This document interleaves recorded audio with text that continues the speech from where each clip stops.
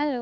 Hi అండి. ఈరోజు మనం రాగి పిండితో చాక్లెట్ డ్రై ఫ్రూట్స్ కేక్ తయారు చేసుకోబోతున్నామండి. చాలా తక్కువ ఇంగ్రీడియంట్స్‌తో హెల్తీగా ఉంటుంది. అలాగే కొత్తగా చేసేవాళ్ళు కూడా ఈజీగా చేసుకోవచ్చు. టేస్ట్ అయితే ఎంత బాగుంది అంటే మధ్య మధ్యలో డ్రై ఫ్రూట్స్ తగులుతూ నెయ్యి ఫ్లేవర్‌తో చాలా చక్కగా ఉందండి. హెల్త్ కాన్షియస్‌లో తినాలనుకుంటే ఇలా తప్పకుండా ట్రై చేయండి.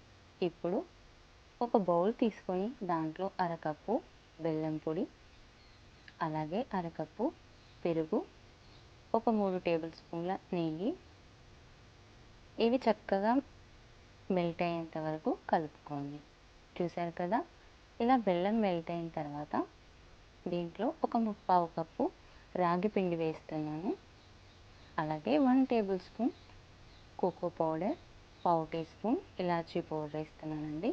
వెనిలా ఎసెన్స్ వేయకుండా ఇది చక్కగా లంప్స్ లేకుండా కలిపేసుకోండి. ఇలా కలుపుకున్న తర్వాత దీంట్లో ఒక పావు టీ స్పూన్ బేకింగ్ పౌడర్, అలాగే ఒక పావు కప్పు డ్రై ఫ్రూట్స్ వేస్తున్నానండి. కాజు, బాదం, అలాగే పిస్తా.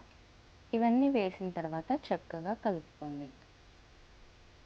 ఇలా కలుపుకున్న తర్వాత ఈ బౌల్ని నేను మైక్రోవేవ్లో 150 డిగ్రీస్ 30 మినిట్స్ పెట్టి తీస్తున్నానండి. మీరు గ్యాస్ స్టవ్ మీద ఒక ప్యాన్లో అడుగు భాగాన సాల్ట్ వేసుకొని స్టీల్ డబ్బాలో పెట్టేసుకొని ఒక 25 నిమిషాలు ఉడికించుకుంటే సరిపోతుంది.